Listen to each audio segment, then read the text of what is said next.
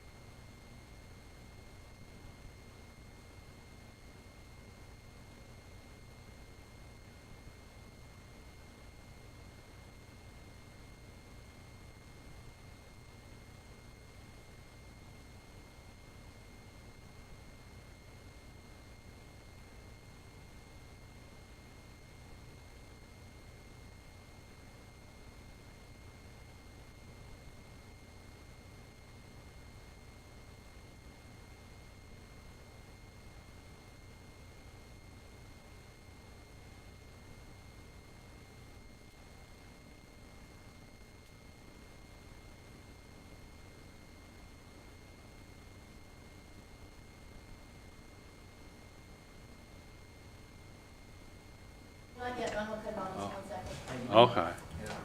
Okay. Yeah, let us know when we go live.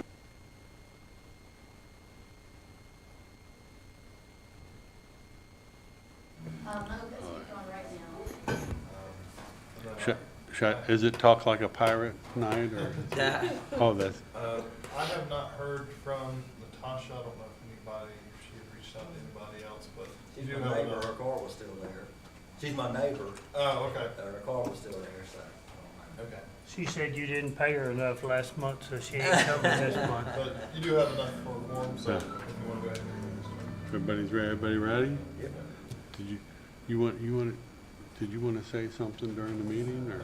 I'll just do it at the planning report. Do it at the end. Okay, that's fine. Don't be rushing him. Wow. We're not gonna accept it anyhow. Oh, that's right, denied. So, all right, well, we have a quorum, so I'm gonna call this meeting to order. If we could all stand for the Pledge of Allegiance.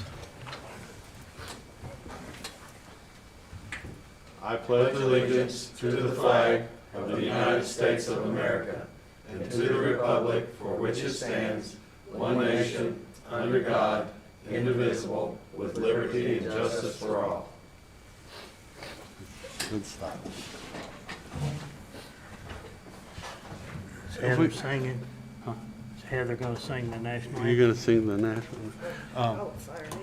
If we could take a look at the agenda from last month, and if we could approve it, take your time, read through it, and if anybody would like to make a motion to approve it or disapprove, please do so. And, Mr. Chairman, the staff has no changes to, if we could do the approval of the agenda and adopt the agenda, and then we can move on to minutes, if that's all right. Okay. Yeah, 1D, so we have no changes to the agenda as it's being presented, so if we could just get a motion and a vote on adopting the agenda, Okay. please. Make a motion, we approve the agenda. I have a first, do I have a second? Second. All in favor? And that was, That's unanimous. Yeah, David had the motion and Troy had the second.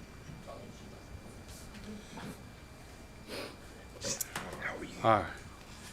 And then approval of the minutes from last month's meeting? You need to introduce the young lady down here. It's not in my agenda. Well, put it in I'm there. not Wait Larry, a minute. I'm not Larry Simon. Here. Oh.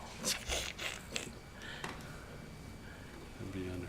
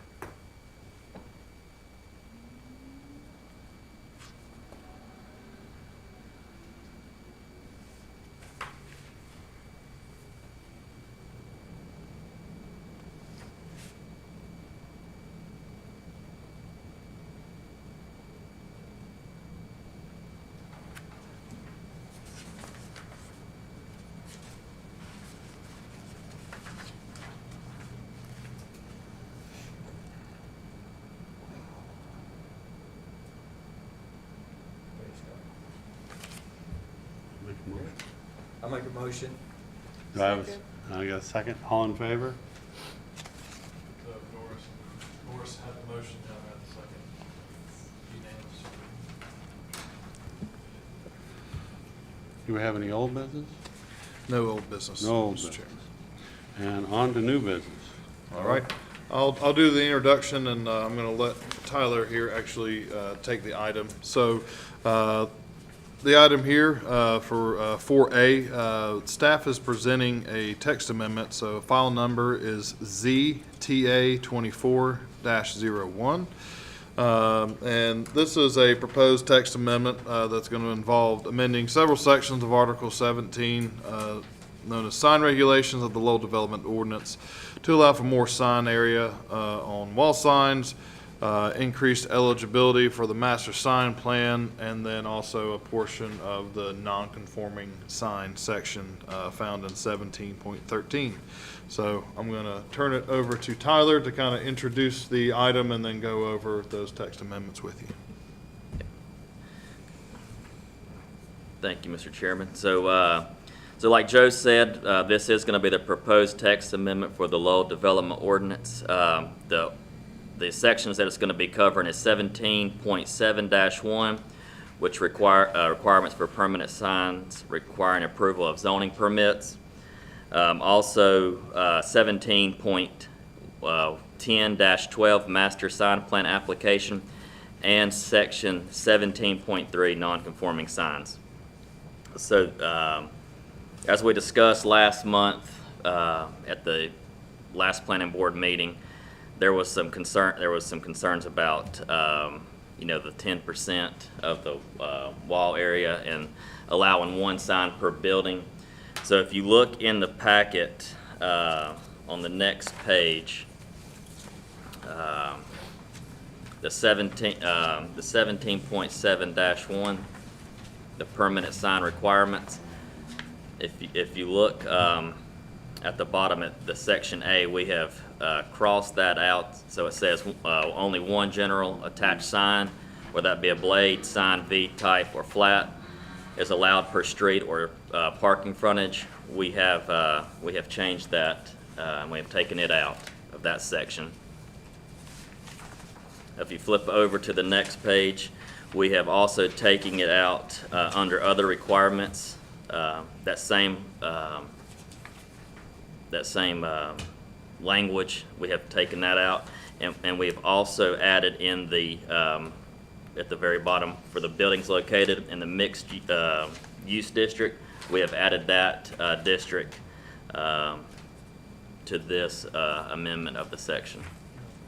And we've also taken out the not to exceed 100 square feet.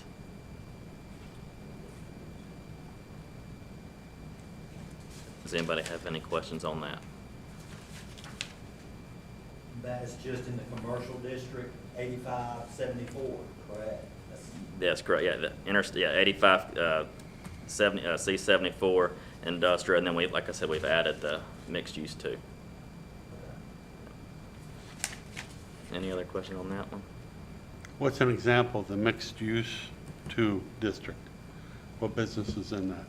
So, and I'll grab that one. So, if you remember, about 2 years ago, most of the property between the railroad tracks and exit 22, that property during that rezoning was zoned mixed use 2. There is a portion, I believe, actually Indian Motorcycle, and most of that area is zoned mixed use 2. There's some other pieces of it, I believe, along Highway 7. So when we were looking at areas that were kind of on major corridors, had kind of larger acreages of land, and with being mixed use, could have multiple tenants. It could have, commercial on the bottom, residential up top. It seemed like that would also probably be a use that would probably have multiple signs for multiple businesses, or need, maybe something bigger to maybe encapsulate everything that was being done. So staff thought it would be appropriate to kind of add those to the permitted one. So basically, if it's listed here under that starred section, it will be allowed. So you basically have that table that we're showing you in your packet. That's table 17.1. So we're removing the restriction that says you can only have one sign per street, only one blade type per street.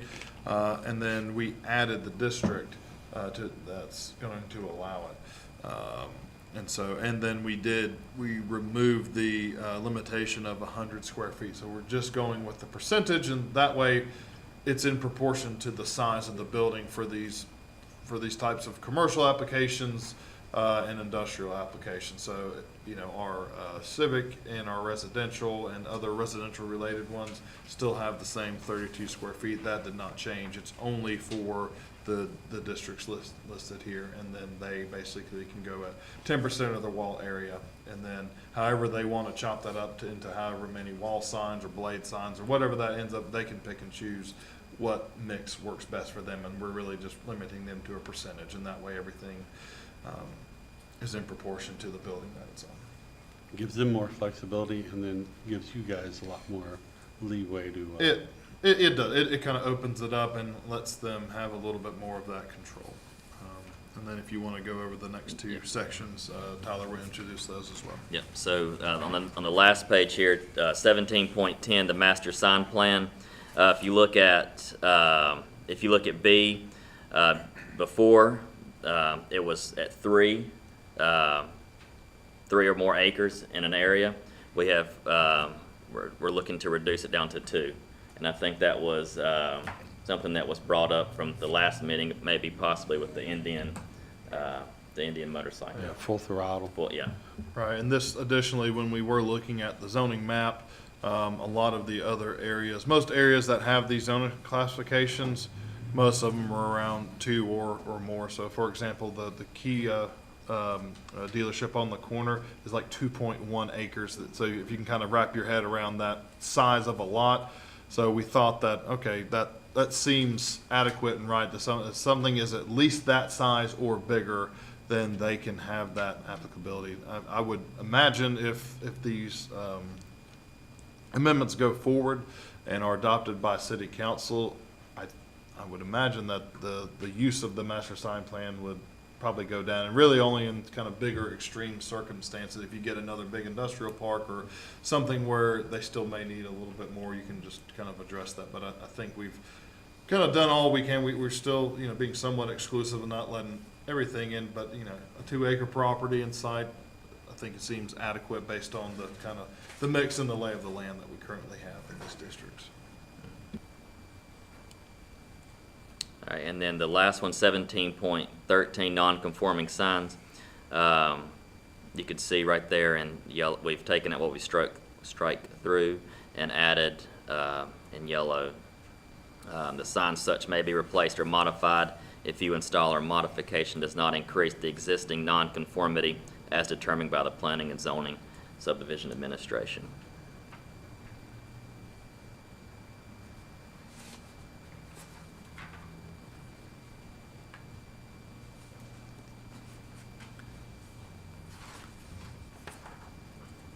Does anybody have any questions about that?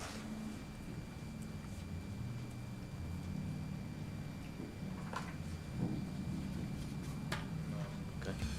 Mr. Chairman, I'd like to add as well, when we had, I think, spoke after the last meeting, and something I've added to the memo section of your packet is making sure, since we do have some new board members and wanting to understand, okay, just kind of reviewing what the role of the planning board is and how that relates to city council. So if you look at the bottom of your memo, I've added a new section that says board actions. So basically that it kind of explains the role and then essentially outlines so it says essentially you can make a recommendation regarding whether to approve or deny each proposed amendment. It asks that you add what we call a statement of consistency.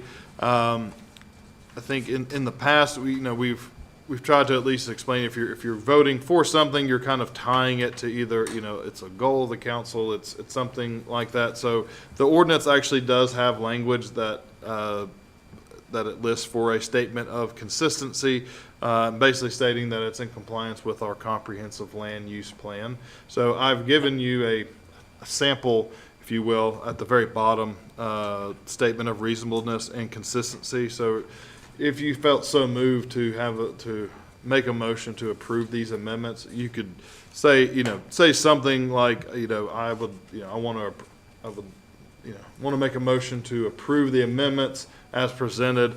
And then you could say, and I believe this ordinance is consistent and with the City of Lowell Comprehensive Land Use Plan and reasonable and in the public interest. The state kind of essentially wants to make sure that planning boards and councils are referring to these comprehensive land use plans that they're required to have, that they're reading them, that they're understanding them, and that they are using them as a guide when making their decisions. So this is basically just acknowledging that fact, and making sure that those things are being addressed. Additionally, should you feel that you need more information, subsection C does allow the board, if they so choose, the planning board may continue their meeting for up to 8 days, and then could direct, in this case, it would be staff to provide more information. But if it was a rezoning or something, in theory, you can push back your, you can basically give a week and give them time, and you could, schedule a special meeting at that point. Say, hey, come back to us in a week and present X, Y, and Z material, and then we'll basically make our recommendation at that point. So just wanted to make sure, since, again, we have had some additions to the board, that every kind of really understand what choices you do have when you are making these amendments, and that you had all that information in front of you.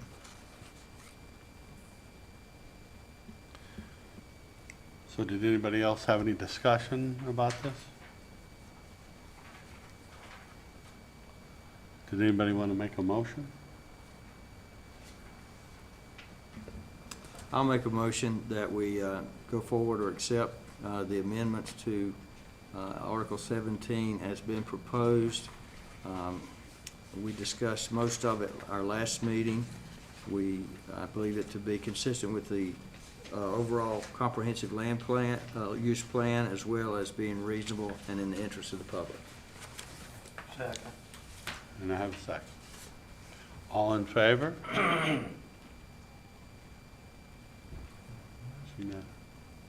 Oh, yeah, I'm sorry. I'm reading. So, and that's monthly planning report? All right, I will take that. All right, so for our monthly planning report, it's been pretty much business as usual. We did start a new housing case on, it's Belt, then changes over to Moose Drive, or vice versa, I can't remember which. But there's a home there that's become pretty dilapidated, trash and things have started being thrown on it, and we believe it to be in violation of our ordinance. So Tyler started the process on that, sending what we call an access letter, and starting a simultaneous nuisance abatement case to kind of take care of some of the immediate trash and overgrown things.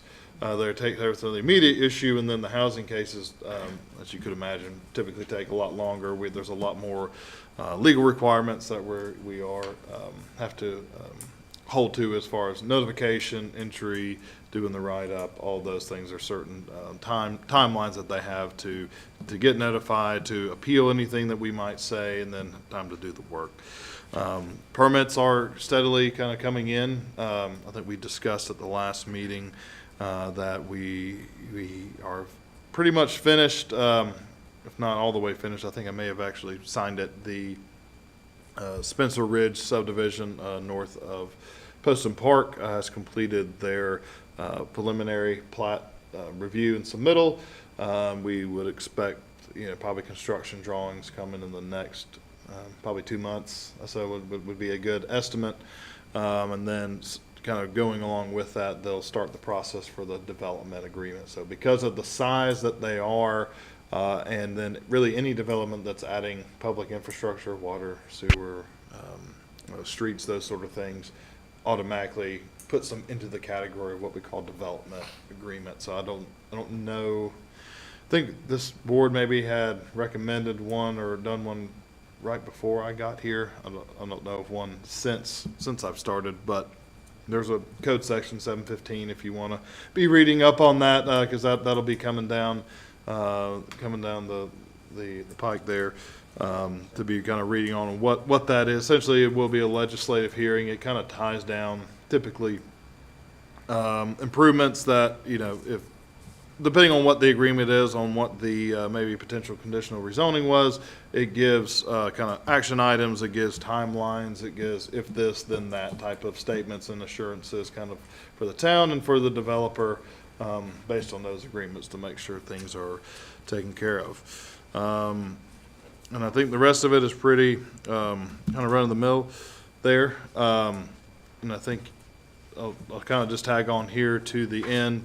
Our city manager had sent all of you an email prior to this meeting, kind of just notifying the board that I had turned in my letter of resignation. So I will still be at the next planning board meeting in April, but that'll be my last time. So my last day will be Friday, April the 5th. So I've really enjoyed working here, getting to know everybody and all the work that we've been able to do and carry forward. I'm very proud of that and proud to be associated with this board, and can't say enough great things about you, but we've been training Tyler up well, and he's ready to carry the torch kind of going forward. So just wanted to say my thank you and appreciation for all of you, and if you ever need anything, don't hesitate to reach out.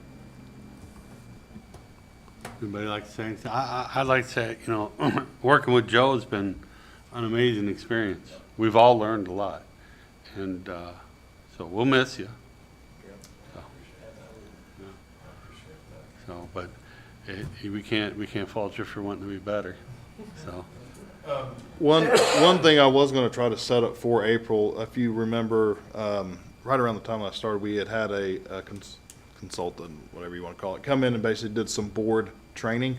Thought it would be helpful just having, since we do have 2 new members, to kind of have him come back, kind of hit some of the basics. If you would, maybe in the next week or so, if there's topics, if there's questions about, hey, I'd really appreciate if he would cover this kind of general topic, or if there's things that you really want me to hit or you don't understand or you've heard and we haven't covered yet, let's make sure that we hit those. You know, typically a lot of these things, they'll try to take a 30,000 foot look at it. Typically there's some scenario things where you kind of, okay, here's the thing, how would you apply the ordinance, or how would you kind of walk through those sort of things.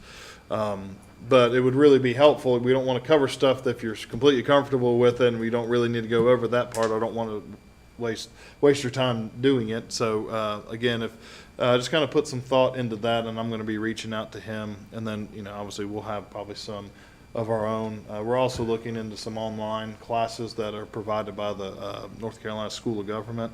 A lot of times they have online courses so that we can register and then send links out, or we could, I guess theoretically we could do it in here if we all wanted to be at the same spot, but be looking for that information as well. I don't know if we're going to do either or both and. We'll just kind of wait and see kind of how that plays out. But again, I'll be here for another 30 days, so not gone yet, but feel free to reach out and give me a call, and I'll be happy to do what I can.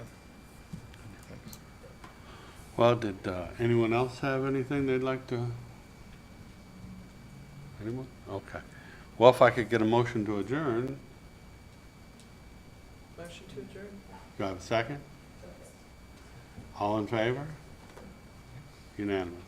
Mr. Chairman, if we could take a short 5 to 10 minute, I don't, is it 5? How long do you? If we could take a 5-minute recess before we start the Stormwater Commission, just so we can do the things needed on the video. Okay.